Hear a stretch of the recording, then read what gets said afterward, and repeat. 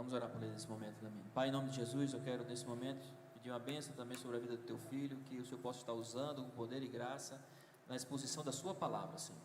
Que ele possa falar aquilo que Deus já falou ao seu coração. Nós te louvamos por isso em nome de Jesus. Amém.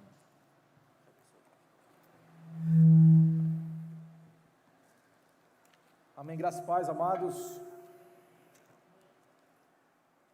Estamos dando continuidade ao estudo de Atos dos Apóstolos, Atos versículo por versículo, e convido você a deixar a sua Bíblia aberta, lá no livro de Atos, no capítulo 12. Hoje, se Deus quiser, nós concluiremos esse capítulo. Lembrando, na quarta-feira passada, nós estudamos Atos capítulo 11, e nós visualizamos aquela enfática fala de Pedro em relação à unidade da igreja. Havia muitos irmãos judeus convertidos que não aceitavam grupos que não fossem o seu próprio grupo social, os gentios. E Pedro ali, ele tenta trazer a narrativa, convencer a igreja de que o evangelho também veio para eles. E ele narra a experiência que ele teve com Cornélio. E a igreja automaticamente compreende, aceita os irmãos, e há um crescimento significativo, isso no capítulo 11, de tal maneira que a igreja de Jerusalém envia Barnabé para poder estar pastoreando aquela igreja. E hoje nós iremos estar estudando Atos capítulo 12, uma igreja que persevera diante da perseguição. Eu lembro, meus irmãos, em 2019, quando a minha esposa Najara e eu morávamos no sul da Ásia, de forma bem específica no norte da Índia. Em 2018, o estado de Uttarakhand, na cidade de Dehradun que morávamos, instaurou uma lei que foi legalizada em 2018. E nós tivemos o conhecimento quando nós chegamos naquele lugar. Na Índia não é como no Brasil, onde o Brasil é uma federação, onde tem uma lei federal que engloba todos os entes da federação. Na Índia é diferente, cada estado tem a sua autonomia jurídica. E naquele momento o estado instaurou uma lei anti-conversão. Diversas igrejas começaram a ser perseguidas de uma forma muito enfática pelo próprio governo, de tal forma que agentes entravam dentro dos cultos e no final dos cultos procuravam os líderes e informavam de que aquela igreja tinha que ser fechada, que se fosse estrangeiro tinha que ser deportado, e se fosse indiano, tinha esse artigo que se refere aos nacionais. Nenhuma pessoa deve converter ou tentar converter diretamente ou de forma qualquer outra pessoa de uma religião para outra pelo uso de deturpação, força, influência indevida, coerção, aliciamento ou por qualquer meio fraudulento ou por casamento ou por qualquer pessoa que deva incitar ou conspirar tal conversão. Isso no estado onde eu morava, com a minha esposa. Pena: quem converter outro é punido com uma pena de prisão de 1 a 5 anos e também passível de multas. Isso está acontecendo agora. A igreja que nós frequentávamos era uma igreja pequena, era uma congregação, e a igreja mãe naquele tempo foi fechada pelo governo. Muitos irmãos ficaram um pouco aflitos diante dessa perseguição que eles estavam tendo pelo governo, porque o governo indiano atual é um governo extremamente radical diante do hinduísmo, então ele bate de frente contra todas as religiões que não seja hindu, e o seu primeiro-ministro, Narendra Modi, é um homem bem radical, e ele tem como projeto político resgatar a Índia para que seja um estado hindu. E o que aconteceu, meus irmãos? O interessante é que muitos estrangeiros não estavam conseguindo se legalizar no país. Porque não basta simplesmente você ter um visto. Quando você chega no lugar, você tem que ter uma autorização legal da Polícia Federal deles, e através desse documento você tem a legalidade para você abrir conta em banco, para você fazer contratos de aluguéis, ou qualquer necessidade básica para a sobrevivência do país, até para a compra de um bujão de gás, por exemplo. Então, o governo, de uma forma ou outra, eles estavam negando, e negando até hoje, que muitos estrangeiros consigam ter esse documento. Graças a Deus, na época, eu e minha esposa conseguimos ter sem nenhum tipo de problema, mas encontramos diversos outros estrangeiros que tiveram que sair do país. Mas algo que me chamou a atenção foi que isso não impedia de que missionários chegassem no lugar, mesmo diante das dificuldades. Isso não impedia que os nossos irmãos indianos se reunissem em pequenos grupos, escondidos nas suas casas, e a igreja estava crescendo de uma forma extraordinária. E é mais ou menos nesse caminho, é mais ou menos nesses passos que Atos capítulo 2 também percorre. É uma igreja que persevera diante todos os obstáculos, todas as dificuldades. Uma igreja que persevera diante da perseguição, meus irmãos. E para você ter uma ideia macro, geral, de como é que Atos capítulo 12 é dividido, eu tentei pelo menos aqui dividir 7 passos importantes para que a gente pudesse decorrer hoje de forma bem clara. Primeiro momento, aqui você vê esse infográfico, está um pouco pequeno, mas dá para você em casa ver, e aqui também. O primeiro momento nós iremos estudar: o rei Herodes manda matar a espada o apóstolo Tiago. No segundo momento veremos Pedro, ele fica detido na prisão, verso 5. No terceiro momento, um anjo solta Pedro da prisão. Depois, no quarto momento, Pedro, ele dá testemunho aos discípulos do que aconteceu. No quinto momento, acontece um alvoroço na cidade, onde os soldados, devido à fuga de Pedro na prisão. No sexto momento, o rei Herodes, ele morre. E por fim, no sétimo momento, a igreja, ela cresce de uma forma significativa, orgânica e saudável. Isso é muito interessante, meus irmãos. Então, queria convidar vocês à leitura do texto, no versículo 1, que diz assim: nessa ocasião, o rei Herodes prendeu alguns que pertenciam à igreja, com a intenção de maltratá-los. Observe a intenção do rei Herodes. A intenção dele é de maltratar a igreja. Isso é um desejo, uma intenção muito clara. E talvez você possa se perguntar: Daniel, quando eu abro o Novo Testamento, eu vejo Herodes em todo tempo. E talvez possa vir uma confusão para você. Quantos Herodes aparecem no Novo Testamento, não é verdade? Hora ou outra a gente tem essa confusão, e espero que hoje a gente possa esclarecer quantos Herodes você, pelo menos, se deparará lendo ao Novo Testamento. Nós temos pelo menos 4, meus irmãos. 4 de forma bem clara. Primeiro, a gente conhece Herodes o Grande. Herodes o Grande, ele é muito conhecido naquele episódio onde ele manda matar os bebês. Jesus foi vítima desse rei, Herodes o Grande. Isso você visualiza em Mateus capítulo 2. Todos os bebês abaixo de 2 anos tinham que ser mortos. Depois encontramos um outro Herodes, Herodes Antipas. Herodes Antipas foi aquele responsável pela cabeça de João Batista. Foi ele que deu a ordem para que João Batista fosse decapitado. Depois encontramos o Herodes, o rei Agripa I. E o rei Agripa I é esse que nós encontraremos aqui, que encontramos no capítulo 12 de Atos.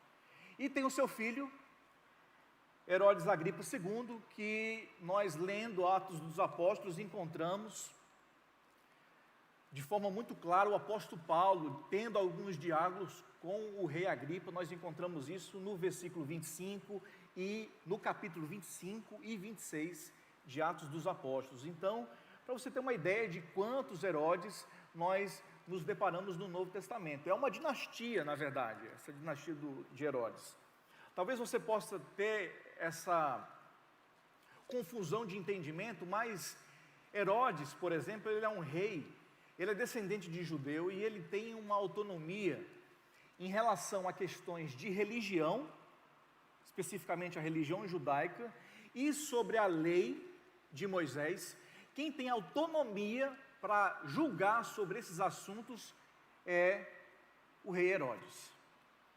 No tempo de Jesus, por exemplo, nós encontramos um outro governador, Pôncio Pilatos. Pôncio Pilatos já é uma representação do Império Romano. E qual é a função do governador no caso de Pôncio Pilatos? Na questão de alvoroço e de aquelas confusões sociais. Qualquer tipo de tumulto, ordem política, manter a lei e a ordem é, no caso, responsabilidade romana. Isso é tão certo que, no caso, Pôncio Pilatos manda Herodes julgar Jesus, porque ele julga que ali era, no caso, um aspecto de religião e não de política. Vocês entendem, meus irmãos? Está claro isso? Então, o rei Herodes, que nós estaremos estudando aqui no capítulo 12, é o rei Herodes Agripa I. E qual foi um ato que ele mandou fazer? Além de maltratar todos os irmãos da igreja, ele mandou matar à espada Tiago, irmão de João. Ele manda matar à espada. E eu acho isso muito interessante, a forma como Lucas, meus irmãos, ele tenta trazer as descrições importantes no livro de Atos dos Apóstolos. Lucas descreve um grande avivamento em Atos capítulo 2, com a conversão de 3.000 almas. Lucas faz questão de registrar a prisão de Pedro, a primeira prisão de Pedro. A gente observa ali no capítulo 3, capítulo 4. Lucas, ele enfatiza a morte do primeiro mártir da igreja, Estevão. Conversões importantes, no capítulo 9, Saulo, e no capítulo 10, Cornélio. E agora ele narra pela primeira vez um discípulo de Jesus, de forma mais clara, um apóstolo sendo decapitado à espada. E para o rei Herodes tecer esse julgamento, ele estava em coloio, pelo menos os grandes estudiosos do Novo Testamento, no livro de Atos aponta, que ele estava com coloio com o Sinédrio, meus irmãos. E qual é a postura do Sinédrio? Nesse tempo, o Sinédrio era como se fosse o tribunal de justiça da época.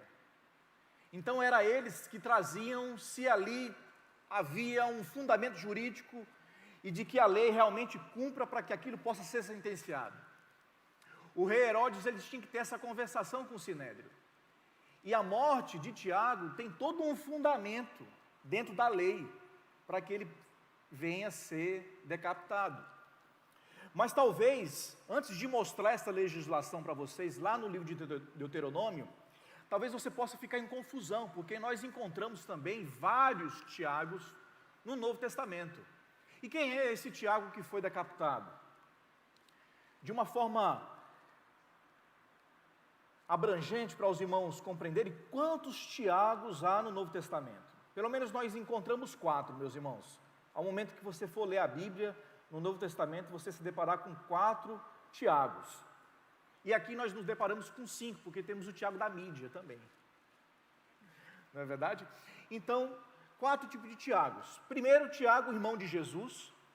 Tiago, irmão de Jesus, no início do ministério, ele não crê em Jesus. Não é à toa que nos evangelhos nós encontramos textos em que a família não crê nele, nem os da própria casa crê em Jesus Cristo.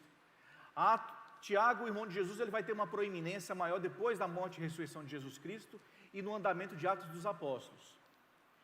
Ele é muito importante no capítulo 15, que iremos estudar mais à frente, em relação ao concílio de Jerusalém, e também, provavelmente, Tiago, irmão de Jesus, ele é um dos autores, ele é o autor da carta a Tiago, né? Tiago, irmão de Jesus.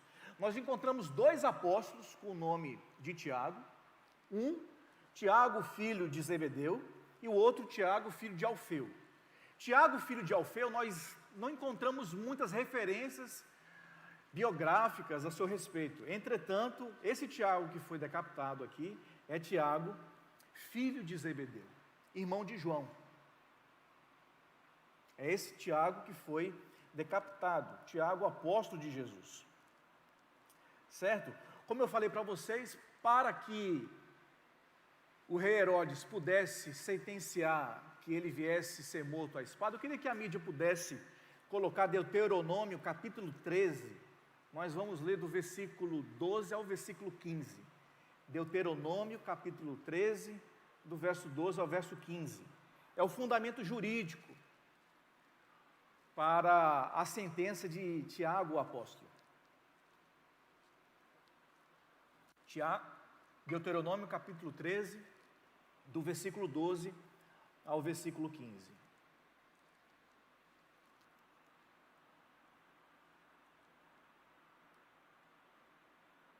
E o outro Tiago que nós encontramos também no Novo Testamento é Tiago, o pai de Judas. E esse Judas não é o Iscariotes, e nem o Judas que escreve a carta a Judas lá no finalzinho do Antigo Testamento, antes de Apocalipse. Aquele Judas é Judas, irmão de Jesus, irmão de Tiago, esse que participa do concílio de Jerusalém. Na tradição católica, esse Judas é considerado o Judas Tadeu. Ele é considerado um santo canônico, onde na tradição católica muitos fazem peregrinação em relação a ele. É possível colocar Deuteronômio capítulo 13, do versículo 12 ao versículo 15, se não puder eu leio aqui. Colocaram. Olha o que diz: se vocês ouvirem dizer que numa das cidades que o Senhor, o seu Deus, dá a vocês para nelas morrerem. Próximo.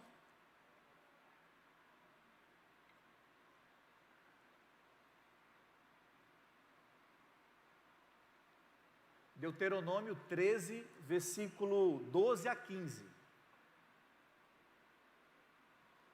Deixa eu ler na minha Bíblia. Ajeitaram. Se vocês ouvirem dizer que numa cidade que o Senhor, o seu Deus, dá a vocês para neles morrerem, surgiram homens perversos e desviaram os seus habitantes, dizendo, observem pessoal, surgiram homens perversos e desviaram os seus habitantes, dizendo, vamos adorar outros deuses, deuses que vocês não conhecem. 14. Vocês deverão verificar e investigar, e se for verdade, e ficar comprovado que se praticou esse ato detestável no meio de vocês, matem ao fio da espada todos os que viverem naquela cidade, destruam totalmente a cidade, matando tanto os seus habitantes quanto os seus animais. Então esse é o fundamento jurídico que o rei Herodes, juntamente com o Sinédrio, utiliza para colocar Tiago nessa sentença, e ele é morto à espada. Nos versos anteriores, nós encontramos aspectos nessa similaridade, com uma proporção menor, que o julgamento é sobre apedrejamento, e quem foi apedrejado foi Estevão, também fundamentado no livro de Deuteronômio. Então o Sinédrio, ele funciona como um tribunal de justiça, e o rei Herodes tem a autonomia para julgar aspectos religiosos e da própria lei, conforme nós acabamos de observar. E o que acontece, meus irmãos, na narrativa? Logo depois,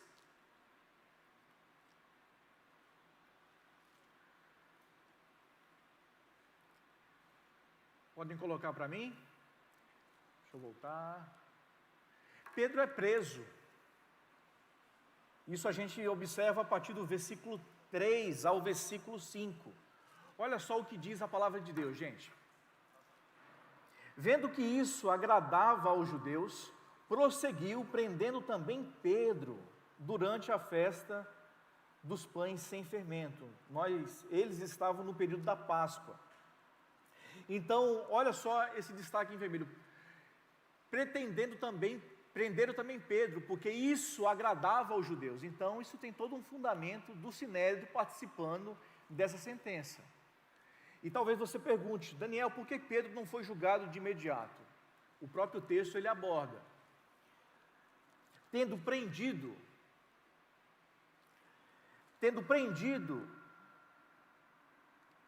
lançou no cárcere,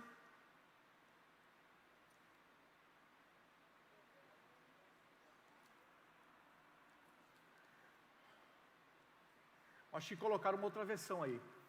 Tendo prendido, lançou no cárcere, entregando para ser guardado por 4 escoltas de 4 soldados cada uma. Herodes pretendia submetê-los a julgamento público depois da Páscoa. Pedro, então, ficou detido na prisão, mas a igreja orava intensamente por ele. Para ele. Então, o rei Herodes aqui, ele coloca um grupo significativo para fazer essa escolta de Pedro na prisão, de forma até um pouco exagerada. O próprio Sinédrio, segundo alguns estudiosos, apontam que, devido a isso já ter acontecido no capítulo 5, nós observamos também uma fuga de cristãos das prisões. Então, os cristãos já eram manjados de fugirem da prisão, de uma forma sobrenatural.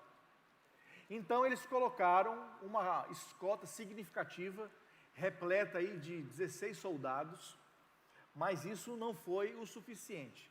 A igreja estava orando por eles durante todo esse processo. E o que aconteceu? Na noite anterior, ao dia em que Herodes iria submetê-lo a julgamento, Pedro estava dormindo entre 2 soldados, presos com 2 algemas, e sentinelas montavam guarda à entrada do cárcere. E olha só o que acontece, pessoal. Um anjo do Senhor solta Pedro de uma forma miraculosa, de uma forma sobrenatural. Olha só o que a narrativa nos aponta. Repentinamente, no versículo 7, repentinamente apareceu um anjo do Senhor, e uma luz brilhou na cela. Ele tocou no lado de Pedro e o acordou. Depressa, levante-se, disse ele. Então algumas algemas caíram dos punhos de Pedro. Versículo 9 e versículo 8. O anjo disse-lhe, vista-se e calce as sandálias. E Pedro assim fez. Disse-lhes ainda o anjo, põe a capa e siga-me. E saindo Pedro, seguiu, não sabendo que era real o que fazia por meio do anjo. Tudo lhe parecia uma visão. Essa foi a experiência que Pedro tem no início, pensando que tudo aquilo que estava acontecendo com ele era algo que poderia ser uma visão, um sonho, não algo concreto, algo real. Porque Pedro já teve várias experiências de visões do futuro, de Deus apresentando coisas para ele, e na própria experiência no capítulo 11, ele narrando o que aconteceu no capítulo 10, nós encontramos coisas desses aspectos. E Pedro aqui pensava que era uma visão, tudo aquilo que ele estava vivenciando. Entretanto, é algo totalmente real, porém sobrenatural. Passaram a primeira e a segunda e o segundo guarda, e chegaram ao portão de ferro que dava para a cidade. Esse se abriu por si mesmo para eles e passaram. Tendo saído, caminharam ao longo da rua, e de repente o anjo o deixou. Então Pedro caiu em si e disse: agora sei, sem nenhuma dúvida, que o Senhor enviou o seu anjo e me libertou das mãos de Herodes e de tudo o que o povo judeu esperava. Então, a partir desse momento, meus irmãos, Pedro aqui ele tem consciência de tudo isso que ele estava vivenciando era algo real, não era uma aparição, não era algo complexo. Tá legal. Não era algo complexo, era tudo bem real, algo muito real.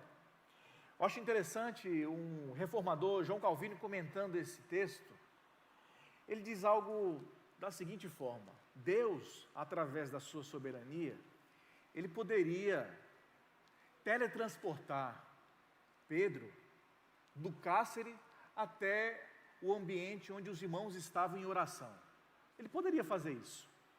Nós encontramos alguns relatos similares, por exemplo, no próprio livro de Atos, o Filipe, quando ele evangeliza ali o eunuco etíope, depois o batiza, de uma forma sobrenatural, ele é arrebatado para uma região totalmente distante aonde ele estava. Deus poderia fazer isso, porque Deus é soberano, e Ele é poderoso para fazer. Entretanto, o reformador aponta que o anjo do Senhor não faz somente um milagre, porque se ele teletransportasse Pedro, seria somente um milagre. Mas aqui são diversos milagres que a gente encontra nesse texto. O primeiro é a presença do próprio anjo, onde o seu brilho de glória resplandece toda aquela prisão insalubre na escuridão. Aquele ambiente é iluminado pela presença daquele anjo. E em seguida as algemas caem dos punhos de Pedro, de uma forma sobrenatural. Aquela escota, estão todos dormindo, e ele passa cela a cela, e cada ferrolho se abrindo por si só, e cada passo que eles faziam, os ferrolhos da porta central se abria e ali o anjo se despedia de Pedro. Diversos milagres acontecendo de forma simultânea, meus irmãos. Isso é extraordinário. E só para lembrar vocês, o mesmo Espírito Santo, o mesmo anjo do Senhor que atuou nesse tempo, é o mesmo que atua nos nossos dias. É o mesmo Deus que opera milagres, é o mesmo Deus que faz maravilhas e faz coisas sobrenaturais. Hora ou outra nós nos deparamos com aspectos sobrenaturais. Às vezes a gente não acredita, mas hora ou outra a gente testifica com razão que aquilo é verdade. E essa foi a experiência de Pedro diante de diversos milagres que ele experiencia com o anjo. Mas acontece algo logo em seguida. E o que acontece, pessoal? Pedro, ele apresenta seu testemunho aos discípulos. Nós observamos nos versos iniciais que a igreja estava em oração diante dessa perseguição do rei Herodes. O rei Herodes estava maltratando a igreja. O apóstolo Tiago foi decapitado. A igreja estava enfrentando uma grande perseguição. Então você não poderia fazer sua expressão de fé de forma pública. Eles estavam reclusos, escondidos, assim como muitos irmãos ainda hoje estão em lugares fechados. Mas o que a palavra de Deus nos diz? Olha só, percebendo isso, versículo 12 a 13, percebendo isso, ele se dirigiu à casa de Maria, mãe de João, também chamado Marcos, onde muita gente se havia reunido e estava orando. Pedro bateu a porta do alpendre e uma serva chamada Rode veio atender. Olha o que acontece. Ao reconhecer a voz de Pedro, tomada de alegria, ela correu de volta sem abrir a porta e exclamou. A emoção dela era tão grande que esqueceu Pedro lá de fora. Ao ouvir a voz de Pedro, a alegria dela, a euforia dela estava tão grande e Pedro lá do lado de fora ficou a ouvir, né? A emoção era tão grande, né? E aí o que ela diz? Exclamou: Pedro está à porta. Ele, porém, lhes disse: você está fora de si, as pessoas dentro da casa, você está fora de si. Insistindo, ela afirma que era Pedro, e disseram-lhe: deve ser o anjo dele. E aqui eu queria fazer algumas explicações para vocês entenderem. Primeiro, essa Maria, mãe de João Marcos, essa Maria, meus irmãos, é a tia de Barnabé. É a tia de Barnabé. Quando você lê Colossenses capítulo 4, no versículo 10, o texto deixa muito claro que João Marcos era primo de Barnabé. Logo, Maria, mãe de João Marcos, é sua tia. Então, olha só o ambiente onde acontece esse acontecimento.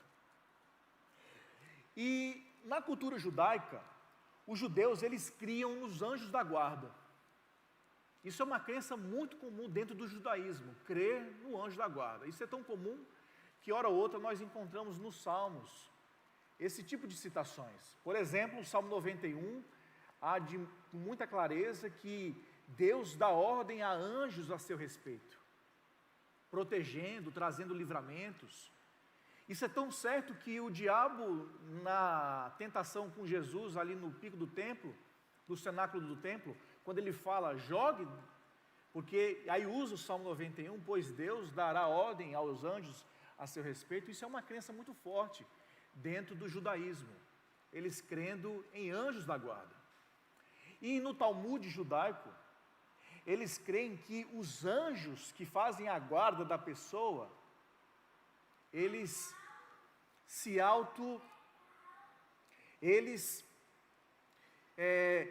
se materializam, eles se transformam em pessoas ali, na crença deles. E o que acontece?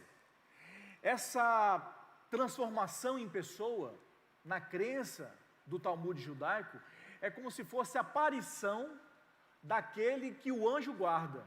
Ou seja, por isso que eles dizem aqui, deve ser o anjo dele. Então, na crença do Talmud, eles creem que o anjo que fazia a guarda de Pedro se transfigurou no próprio Pedro como um sósia. Isso é na crença, por isso que eles disseram, deve ser um anjo dele. Aquilo que ela viu, Maria, eles não creram que seria Pedro de forma física, mas sim um anjo materializado, o anjo que fazia a sua guarda. Porque, meus irmãos, é algo importante a gente entender. Não é o fato de você ter se convertido que ainda os seus aspectos culturais deixaram de serem cridos. Nós temos que entender que nós estamos nos deparando com um grupo milenar, com diversos tipos de crenças, que de uma hora para outra eles entenderam que eles estavam errados. Entretanto, a santificação, nós sabemos que é um processo, até na nossa própria vida. Nós nos convertemos, mas ainda temos coisas que precisam deixar de ser cridas. Isso pode acontecer com você. E assim acontecia com eles também.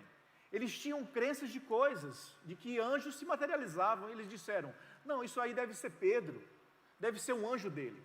Não dando credibilidade ao que Maria estava dizendo. E o que acontece? Nos versos seguintes, do verso 16 ao verso 17. Mas Pedro continuou batendo, Pedro ainda estava fora da porta lá, e eles debatendo. Pedro batendo na porta, mas Pedro continuou batendo. Quando abriram a porta e viram, ficaram perplexos. Então eles acreditaram, não é um anjo, é Pedro realmente. Mas ele fazendo-lhes um sinal, para que ficassem calados, para que calassem, descreveu como o Senhor havia tirado da prisão, e disse, contem isso a Tiago e aos irmãos. Então saiu para outro lugar. No caso aqui, esse Tiago é o Tiago, irmão de Jesus. O Tiago que foi decapitado, como nós visualizamos, é Tiago, um dos apóstolos, filho de Zebedeu. Tudo certo, meus irmãos? Está dando para compreender? Um amém só para acordar, amém?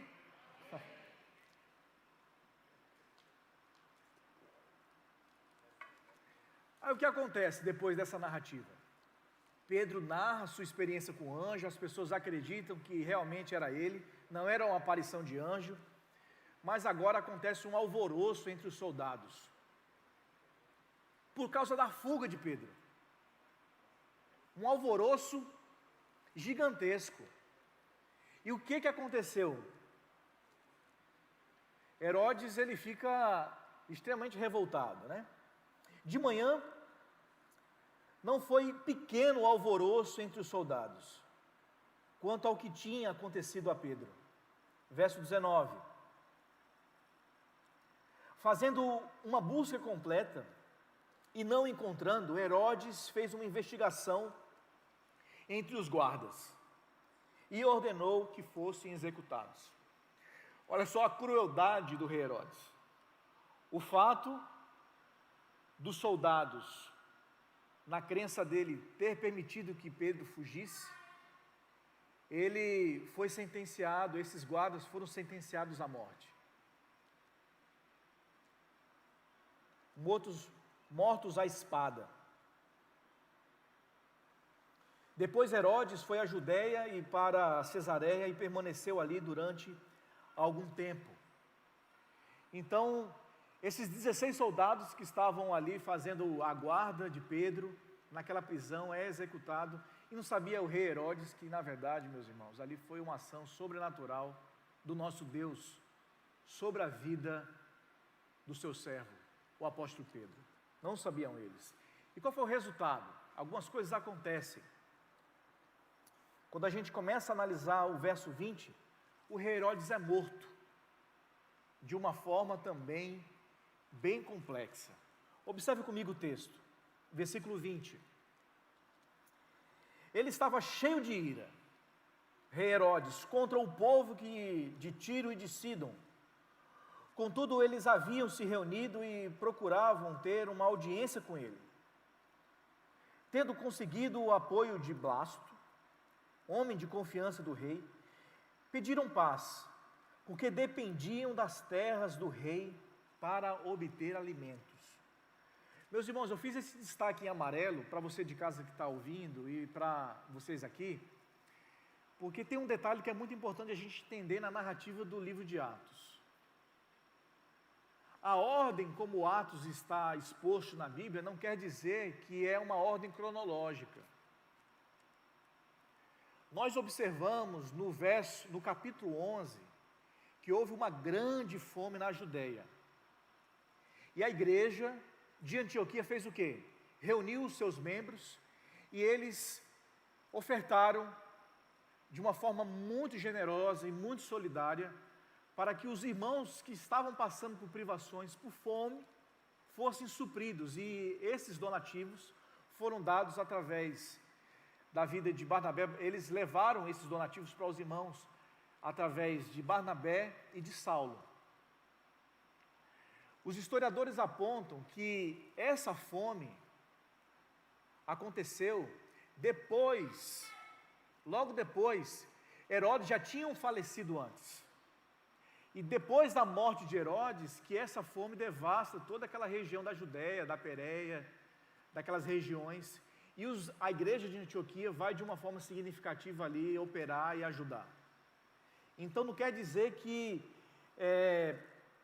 esteja de uma forma cronológica, corretamente, mas Lucas ele tenta trazer as narrativas para que a gente possa compreender. É um observador finito, limitado, que tem a narrativa muito limitada das pessoas que viram. Lucas é um historiador, ele está fazendo ali coleta de informações de testemunhos oculares. Então, observe a limitação que tem de memória. Se você fosse narrar o que aconteceu com você a semana passada, provavelmente você não teria a mesma capacidade de lembrança na próxima semana. Fugiria algumas coisas.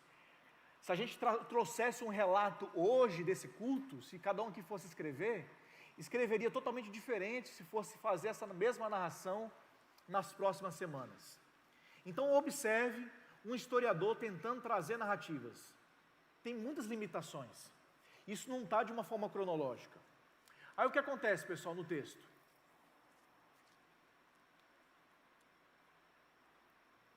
Versículo 21 e 23.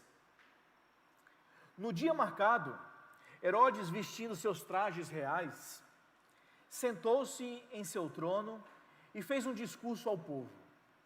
Eles começaram a gritar: é voz de Deus e não de homem.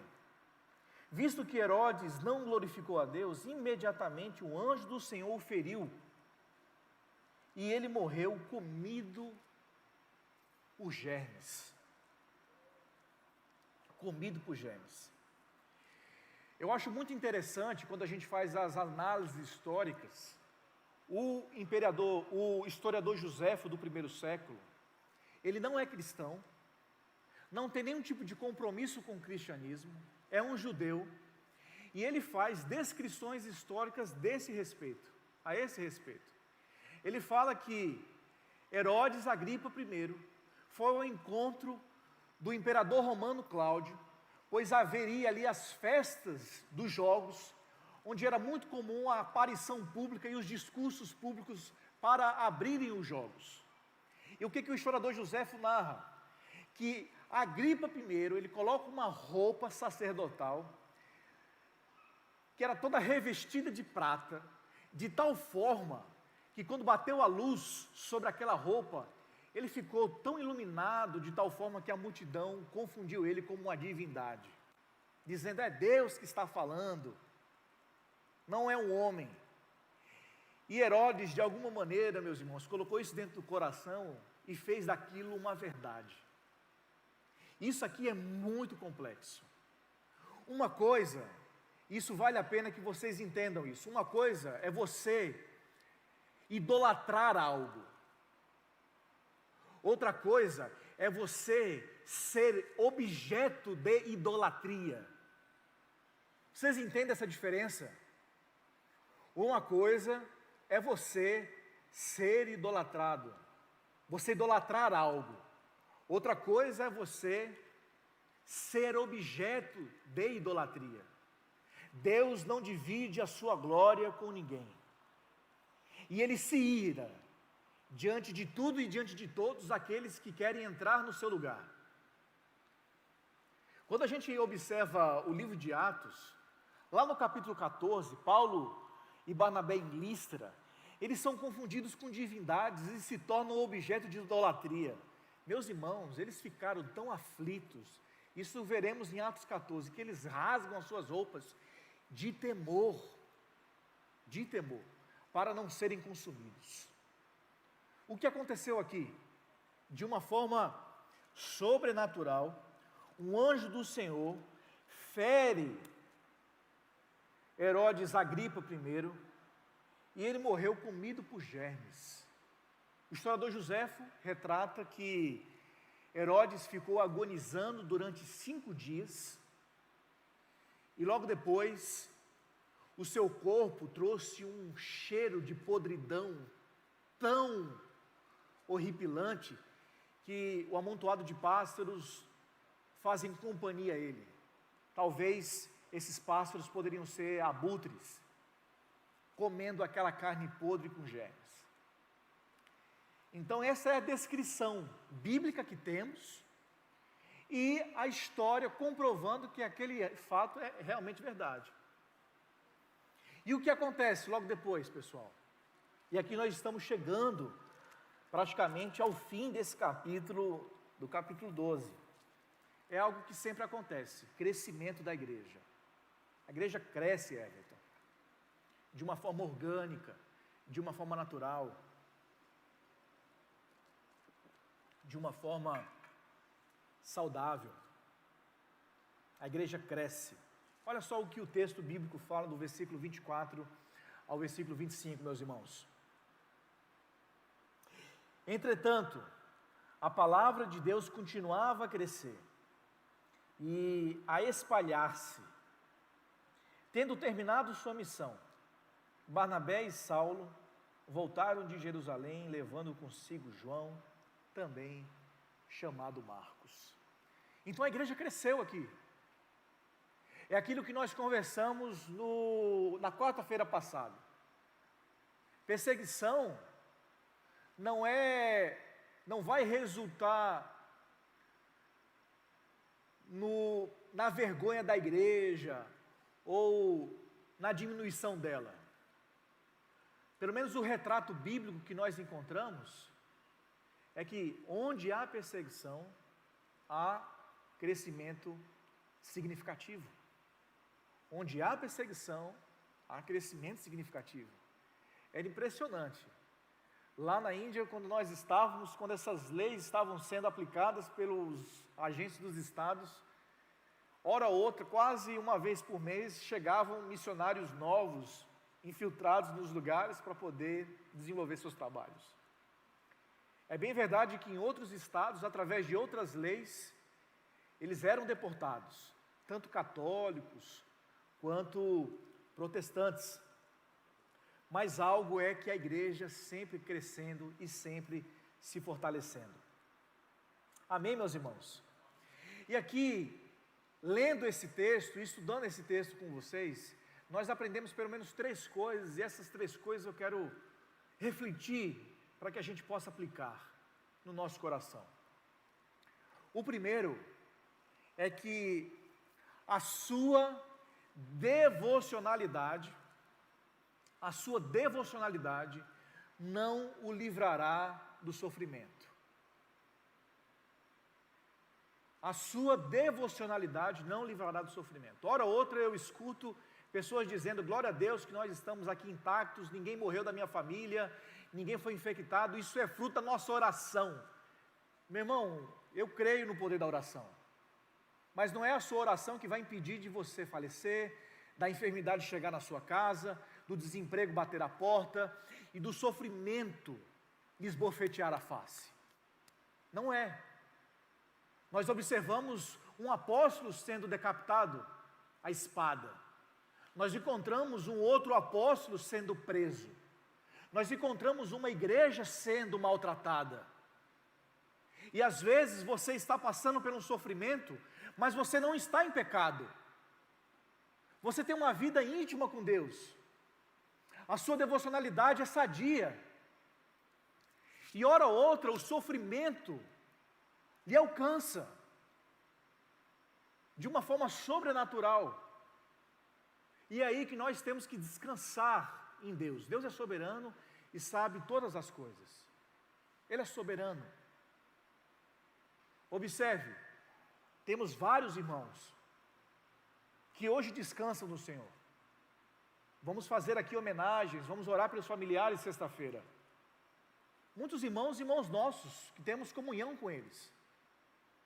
Os irmãos não estão em pecado, não transgrediram Deus para poder receber tal enfermidade. Vocês me entendem, meus irmãos? Isso é muito importante, porque às vezes pode dar uma grande confusão na sua cabeça, se você é uma pessoa de jejum, oração, e do nada o seu pai falece de Covid. Mas eu não orei, mas eu não jejuei, repreendi aqui a casa, etc e tal. Jesus não nos deixou inocentes. Nesse mundo tereis aflições, mas nós temos bom ânimo, porque Ele venceu a morte, Ele venceu, Ele ressuscitou no 3º dia, e é isso que nós temos que crer. Amém, meus irmãos? Um outro aspecto que nós aprendemos nesse texto é tomar cuidado com os ídolos. Tomar cuidado com os ídolos que nós carregamos dentro do nosso coração. Herodes se tornou objeto de idolatria. É algo muito horripilante. E hora ou outra, se a gente for analisar o nosso coração, meus irmãos, a gente encontra algum ídolo. Algum ídolo. Esse ídolo pode ser um filho. Esse ídolo pode ser uma doutrina. Existem grupos que colocam doutrina acima das escrituras. São os catecismos, são todos os sínodos. E pega aqueles documentos históricos importantes e parece que canonizam, idolatrando doutrinas que homens escreveram através de uma iluminação divina. Isso é verdade, mas temos que tomar cuidado com os ídolos que carregamos. Às vezes o ídolo pode ser uma denominação, uma agência missionária, um método. Se não fizer assim, não vai dar certo.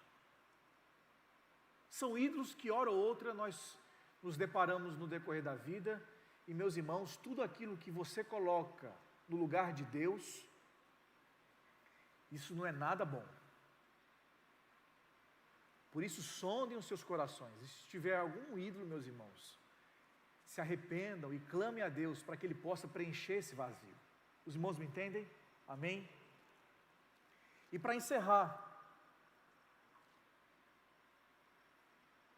nós aprendemos, tanto no capítulo 11, tanto no capítulo 12, que a igreja ela crescia de uma forma natural, orgânica. É o Espírito Santo que vai acrescentando dia a dia aqueles que hão de ser salvos. Não é por força, não é por violência. Eu falei quarta-feira passada, o nosso papel é abrir a jaula, deixa o leão da tribo de Judá, devorar, resgatar todos os perdidos. O nosso papel é abrir a jaula, abra sua boca, prega o Evangelho. E o Espírito Santo, de alguma forma ou outra, ele vai fazer o seu papel, meus irmãos. Não são os métodos que fazem a igreja crescer. É muito importante a gente estudar teologia, eclesiologia, mas é o Espírito Santo que faz a igreja crescer e trazendo dia a dia aqueles que hão de ser salvos, para a glória de Deus Pai.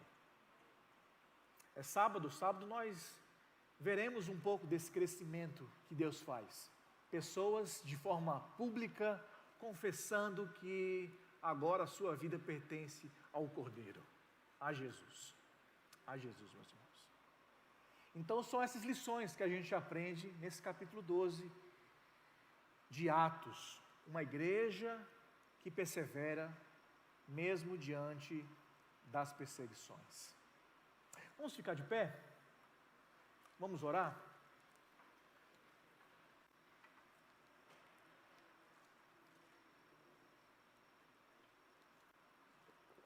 Hoje encerraremos mais cedo, porque daqui a pouco teremos ensaio do coral de preparação para o aniversário da igreja.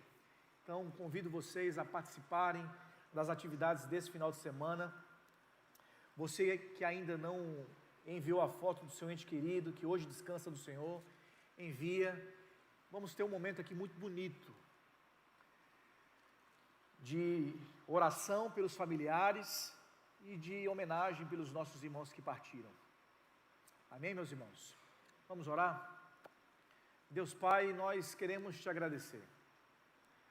Obrigado porque nós temos a Tua Palavra, Pai. E assim como muitos estudiosos falam, quando nós abrimos a Bíblia, quando nós lemos a Bíblia, é Deus falando, Pai. E obrigado porque nós temos a porção nas nossas mãos. O Senhor fez spoiler, Pai. O Senhor falou como vai ser o final da história. E lá estaremos todos nós. Estaremos todos nós. Alguns feridos, é verdade. Alguns em lágrima. Outros sangrando, Pai. Mas estaremos em triunfo com o Senhor. É isso que nos faz perseverar dia após dia. É saber que o Senhor venceu o mundo. O Senhor venceu a morte. Onde está, ó morte, o teu aguilhão? Jesus destruiu, vencendo a morte.